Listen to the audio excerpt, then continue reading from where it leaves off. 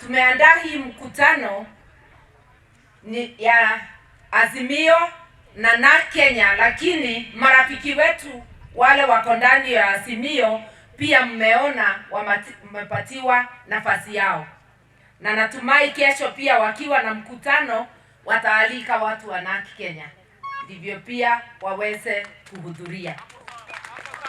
Na tukiwa kwa mkutano tumesema kama watu wa Kenya na kama watu wa Azimio tumekuja kuzungumza, na hii ni maneno ya uelezee mwenzako naye akueleze, uombe kura watu waweze kukusikia. Hakuna haja ya kelele hata kidogo. Mwenye kura atajua vile atafanya na iko mfukoni mwake, haiwezi ikatolewa kinguvu. Kwa hivyo tutulie, hata mtu akinena roho yako isiwake. Wewe tafuta ile maneno mzuri ya kupembeleza huyo mtu, uone kama anaweza kuja pande yako. Tuko na county government kila mahali, hata hapa Laikipia mko nayo. Tuko na national government, na pesa inakuja kutoka national government to the county. Lakini huduma sio zote zinakuja vizuri kwa county nyingi, sababu tumekosa uongozi bora. Kwa hivyo wakati wa uchaguzi lazima ujiulize ni kiongozi gani unataka. Tunatafuta viongozi ambao ni waaminifu, watachunga mali ya umma, viongozi watafanyisha hiyo mali kazi kufaidi mwananchi wa kawaida. Tunatafuta viongozi ambayo unaweza amini akisema atakutendea ni kweli atatenda, sio kukudanganya umpatie kura halafu atoroke. Unatafuta kiongozi atakukaribia kusikiza shida zako, sio kiongozi akiingia utaenda kumtafuta. Kwa hivyo mimi nilikuwa natafuta ile pande nitaona watu wa kutosha, wale watu wema, viongozi bora, wale tunaweza simama na wao kulinda mali ya Wakenya na kuona Wakenya wamepata huduma. Hiyo ndio ilikuwa jambo la kwanza. Jambo la pili, nilikuwa natafuta wale viongozi wako na track record, sababu viongozi wale wanataka vyeo vya juu. Hakuna mgeni hapa Kenya. Hata wale wanataka ya chini, hakuna mtu mgeni kwa area yake. Wote tunawajua, tunajua track record. Kwa maono yangu, kama mtu ametumia maisha yake kupigania Wakenya, huyo mtu anaweza kuendelea kupigania Wakenya most likely.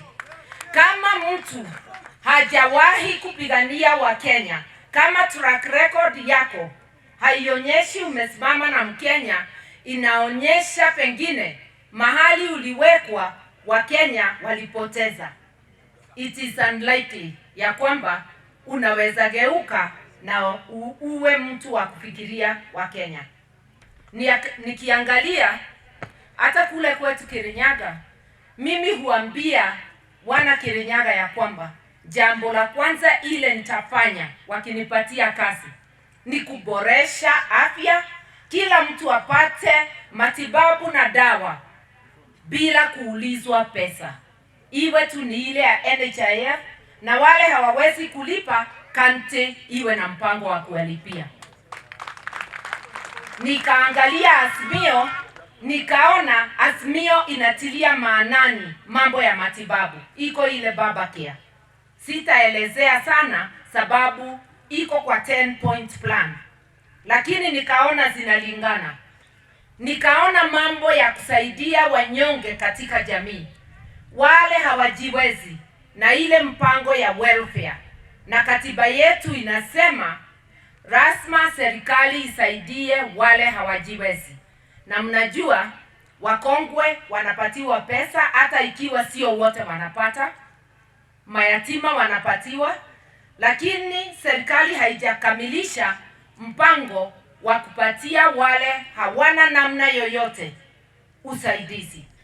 Sasa nikaona Azimio imechukua hiyo na itatekeleza. Ikanipendeza kabisa. Hizo ni point 3. Yamewavutia watu wengi na kumtambua huyu mama kama kiongozi wetu. Hii ni siku yake, sio siku yangu. Kwa hivyo jambo la kwanza ni kwamba nikueleze kiongozi wetu wa chama na mwanzilishi, idadi kubwa ya hawa watu waliofurika hapa wamekuja kwa sababu ya kukutambua wewe kama kiongozi wa nchi. Pili, wamekutambua kwamba ni wewe ni kiongozi jasiri, ni kiongozi shupavu, na maadili na msimamo wako unajulikana na kila mmoja wetu.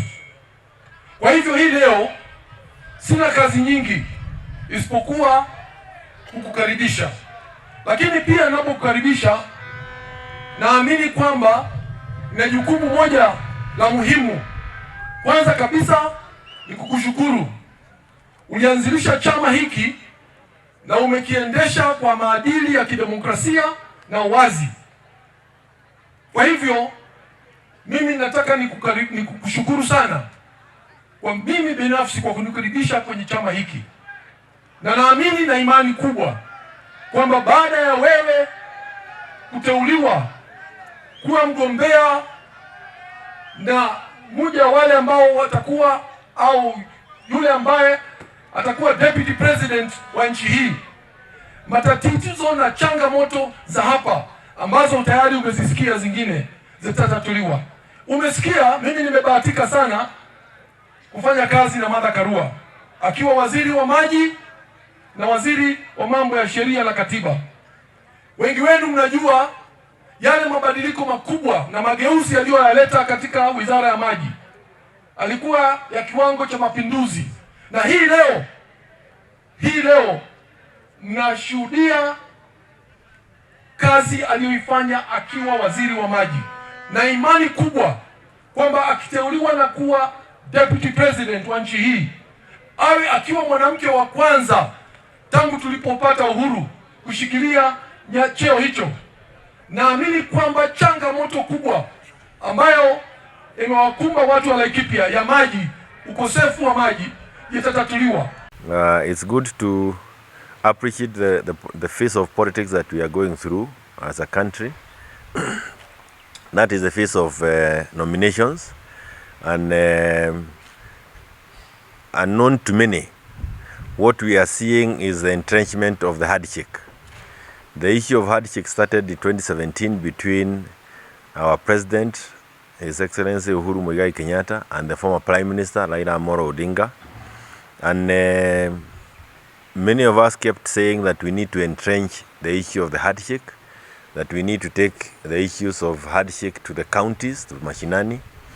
And the kind of nominations that we are seeing taking place is really the entrenchment of handshake.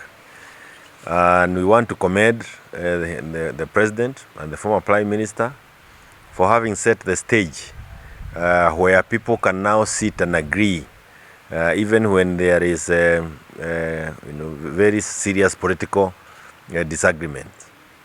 And we want to appreciate the extent to which negotiations have become part of our nomination processes.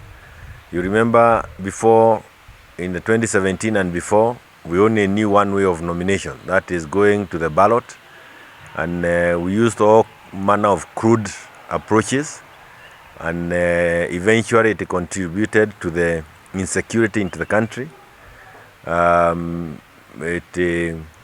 That process also slowed down economic growth and all the things that come with it, including killing the confidence of our investors.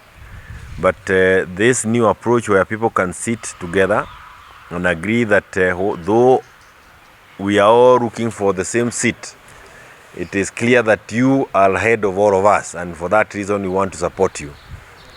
That's something that we need to applaud as a country, and we need to really thank those political leaders who have seen it necessary to sit around the table and agree on how to move on. of course, it also helps us in many ways, because it also helps us in ensuring that the ballot does not produce criminals like it has been the case before.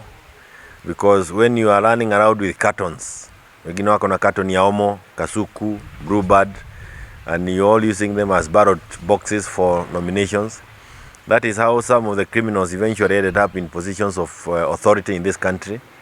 And we must again thank the president and the former prime minister, because they set the stage where we now can sit and agree on how to move forward. Without doubt, if you have doubtful credentials, you'll be hesitant to sit around any table, because if you have doubtful credentials, it means that you cannot pass that first phase of negotiations or nominations.